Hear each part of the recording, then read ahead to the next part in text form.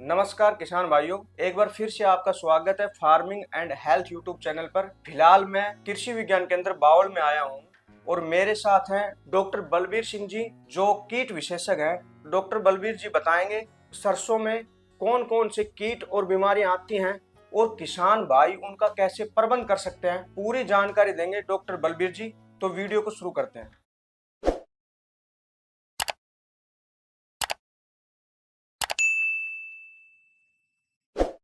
नमस्कार किसान साथियों। मैं डॉक्टर बलबीर सिंह, कीट विशेषज्ञ। तो साथियों, चूंकि सरसों रेवाड़ी जिले की एक मुख्य फसल है और यहाँ लगभग 70,000 हेक्टेयर में बिजाई की जाती है। सरसों की बिजाई का मुख्य समय होता है 15 अक्टूबर के बाद से बिजाई की जाती है। तो सरसों में शुरुआत में और आखिरी तक लगभग 3 प्रकार के कीट का आक्रमण होता है और 2 बीमारियां मुख्य रूप से आक्रमण करती है। अगर थोड़ी सी जानकारी किसान इनकी कर ले, किस प्रकार ये कीट बीमारियां नुकसान पहुंचाते हैं, इनके लक्षण कैसे हैं, तो इनका नियंत्रण करना बहुत आसान है। तो जैसा कि आप जानते भी हैं कि सरसों की बिजाई 15 अक्टूबर के बाद करने से शुरुआती अवस्था में 2 कीट हैं जो मुख्य रूप से आक्रमण करते हैं। उनमें सबसे पहला कीट है पेंटेड बग, जिसको चितकबरा कीट भी बोलते हैं। ये चूंकि बहुत छोटे आकार का कीट होता है, इसके पंख के ऊपर धब्बे होते हैं, लाल और काले रंग के धब्बे होते हैं, इसलिए इसको चितकबरा कीट कहते हैं। और ये कीट पत्तों से रस चूस करके पत्तों का क्लोरोफिल कंटेंट खत्म कर देता है, जिसके कारण पत्तों का रंग सफेद हो जाता है। और कई बार छोटी अवस्था में, जैसे 2 पत्ती और 4 पत्ती की अवस्था में सरसों खत्म हो जाती है और सरसों की दोबारा बिजाई करनी पड़ती है। चूंकि इस कीट का आक्रमण अगर तापक्रम ज्यादा रहा, जैसा कि इस वर्ष आपने देखा भी होगा कि दिन का तापक्रम लगभग 37 और 35 डिग्री के आसपास रहा, तो ये इस कीट के लिए एक अनुकूल तापक्रम था। हायर टेम्परेचर होने की वजह से इस कीट का आक्रमण ज्यादा होता है और किसान को कई बार महंगे बीज लगाने के बाद शुरुआती अवस्था में इस कीट के आक्रमण करने के उपरांत सरसों की बिजाई दोबारा करनी पड़ती है। जी। एक तो ये मुख्य कीट है। दूसरा मुख्य कीट पिछले 8-10 सालों में, हालांकि वो पहले गेहूं का कीट था, लेकिन 8-10 वर्षों में सरसों पर भी उस कीट का आक्रमण होता रहा है। और वो कीट जमीन के अंदर ही रहता है और जमीन के अंदर रह करके सरसों के उस एरिया को, जहां कॉलर रीजन है, जहां जड़ और तना मिलता है, उस एरिया में काट करके सरसों को नुकसान पहुंचाता है। और काटता कैसे है, वो तने जड़ वाले हिस्से में वी नोच बना देता है और फिर वो खूंड में आगे बढ़ता है। उसके परिणाम स्वरूप क्या होगा, सरसों उगती, यानी 2 पत्ती की सरसों या 3 पत्ती की सरसों सूख जाती है। और सिर्फ नुकसान इसका एक खूड पर होगा अगर वो कीट की संख्या उस खूड में है। कई बार देखा है तो कई खूड किसान के खाली हो जाते हैं, किसान को दोबारा बिजाई करनी पड़ती है। तो इन कीटों से बचाव का सबसे अच्छा तरीका यही है कि किसान भाई सरसों की बिजाई तापक्रम की अवस्था देख करके बिजाई करें। अगर दिन का तापक्रम लगभग 30 और 32 डिग्री टेम्परेचर के आसपास आए तो सरसों की बिजाई के लिए अनुकूल स्थिति होती है। तो इसके लिए हमारी विश्वविद्यालय पहले भी बताता है कि अगेती, ज्यादा अगेती सरसों की बिजाई नहीं करें, सरसों की बिजाई 15 अक्टूबर के बाद करें। लेकिन इस वर्ष तो अलग प्रकार की समस्या थी, तो 15 अक्टूबर के बाद बिजाई करने के उपरांत इस कीड़ों का आक्रमण थोड़ा कम हो जाता है। लेकिन गुजिया बिविल के लिए एक अनुकूल परिस्थिति में और बता दूं कि इस कीट का अगर नियंत्रण करना है तो खेत को बड़े अच्छे तरीके से लेवल करके ही बिजाई करें। खेत में अगर डले रह जाते हैं, खेत में अगर मिट्टी के ढेले बन जाते हैं, तो ये कीट उनके नीचे बैठ करके नुकसान करता है। तो खेत को अच्छे तरीके से सिंचाई करने की, पलेवा करने के उपरांत ही बिजाई करें सरसों की, जिन खेतों में इस कीट का आक्रमण होता है।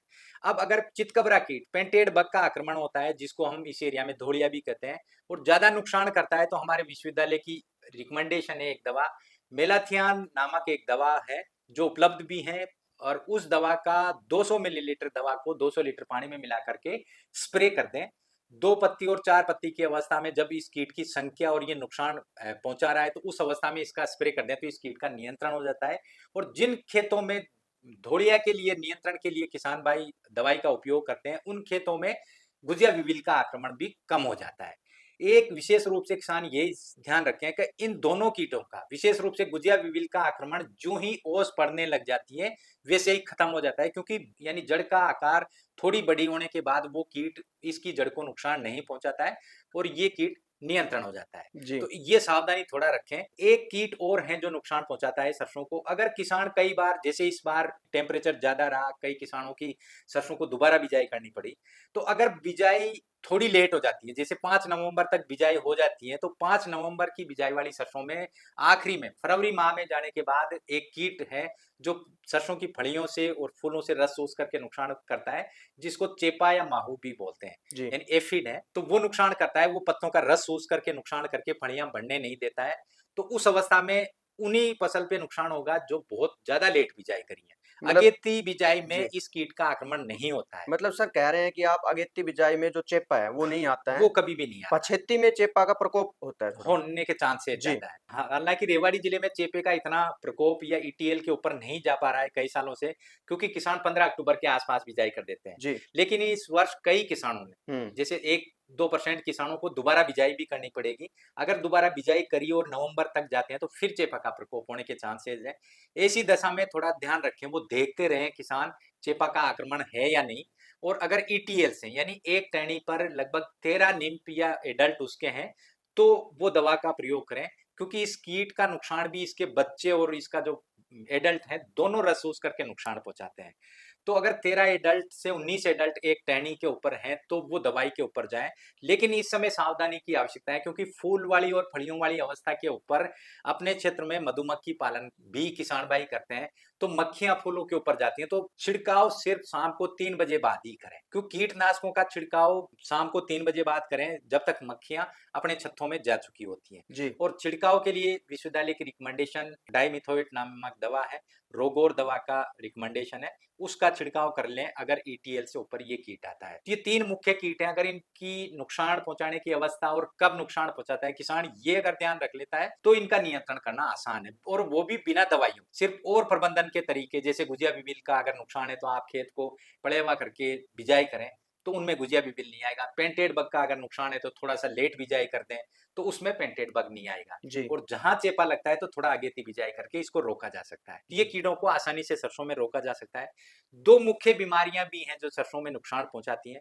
एक बीमारी पिछले साल आपने देखा भी होगा, 15 दिसंबर के बाद से बहुत ज्यादा धुंध की अवस्था रही और नमी वाली अवस्था रही, तो इस केस में यहाँ पर जो सफेद रोड़ी है, जी, जो एक सफेद रोड़ी मुख्य बीमारी है सरसों की, वो उसका आक्रमण ज्यादा भी रहा। वो बीमारी पत्तों के ऊपर सफेद सफेद फफोले से आ जाते हैं, और बाद में जब फलियां बढ़ती हैं तो आपने देखा भी होगा, स्टेग हेड कंडीशन है, फलियां मुड़ करके जलेबी नुमा भी हो जाती है, मरोड़िया जिसको होते हैं, वो भी नुकसान करता है। लेकिन उस बीमारी का प्रकोप अपने रेवाड़ी में ज्यादा नहीं होता, वो तो उसी दशा में, हुँ, जब बीमारी के लिए अनुकूल परिस्थितियां आती हैं तो ही इस बीमारी का आक्रमण होता है। तो और खड़ी फसल में, क्योंकि वो बीमारी का आक्रमण भी उस अवस्था में होगा जैसे लगभग 70 दिन के बाद से ही आता है, तो उस दशा में किसान, इस एरिया का किसान दवाई का छिड़काव भी नहीं कर पाता है।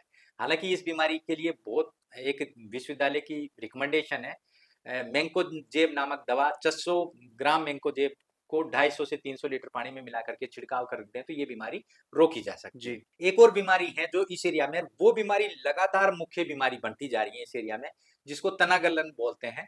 तना गलन ही ऐसी बीमारी है जिसके कारण हर साल भी आती है, जिसके कारण पैदावार भी प्रभावित होती है, क्योंकि तना गलन के कारण तने के बीच वाले हिस्से में वाटर शोक्ड धब्बे बन जाते हैं। आपने देखा होगा बीच वाला हिस्सा सूख भी जाता है सरसों का, सूखने के उपरांत पूरा पौधा, जब कटाई करते हैं तो पूरा पौधा सूख करके सीधा खड़ा हो जाता है, और उन दानों में अगर दाने बन भी पाते हैं तो बहुत छोटे दाने बनते हैं, और इस प्रकार से नुकसान करता है। लगभग 10 से 12% तक ये नुकसान आता ही है, और पिछले वर्ष तो थोड़ा ज्यादा था, क्योंकि जितनी नमी और धुंध वाली कंडीशन या सर्दियों में मावट अगर होती है तो ये बीमारी आने के चांसेस ज्यादा रहते हैं। तो अगर ये बीमारी आ जाए, सावधानी रखें, क्योंकि पिछले लगातार 25-30 वर्षों से इस एरिया का किसान सरसों बिजाई कर रहा है, और बहुत बड़ा एरिया है नहीं कि वो बदल करके फसल चक्र पे आ जाए। तो इसके लिए एक चीज ध्यान रखें, किसान बिजाई शुरू करने से पहले से ही सावधानी रखें, क्योंकि ये बीमारी बीज और जमीन मृदा जनित बीमारी है, तो बीज को उपचार करके जरूर बोएं।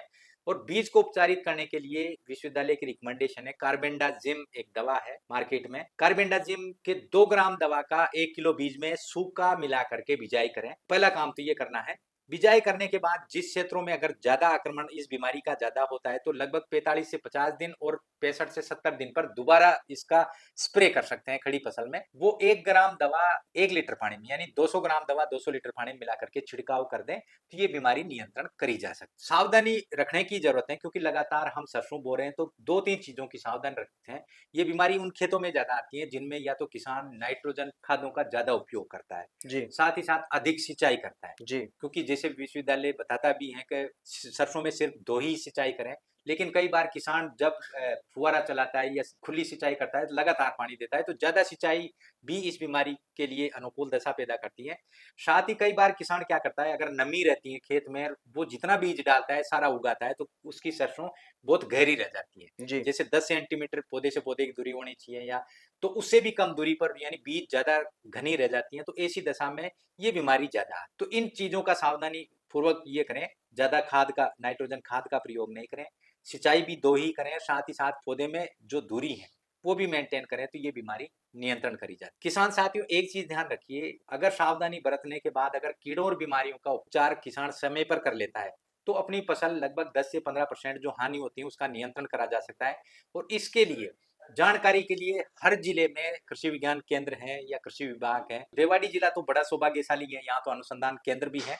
तो आकर के विशेषज्ञों की टीम से संपर्क कर लें और उचित जो भी उपचार है उनका प्रयोग करें, क्योंकि किसान बिना सोच समझ के भी कीटनाशकों का कई बार प्रयोग करता है। अत्यधिक कीटनाशकों के प्रकोप से बहुत सारे दुष्परिणाम भी हैं। उनका नुकसान, किसान को पहला नुकसान तो खुद की लागत बढ़ती है, साथ ही साथ को पता ही नहीं है कौन सी दवा प्रयोग करनी है, जिससे कीटों का नियंत्रण भी नहीं होता और दूसरे कीट जो लाभकारी कीट हैं वो भी नुकसान हो जाता है उनका। तो ये जरूर ध्यान रखें, कृषि विज्ञान केंद्रों के विशेषज्ञों से सलाह जरूर लें। धन्यवाद।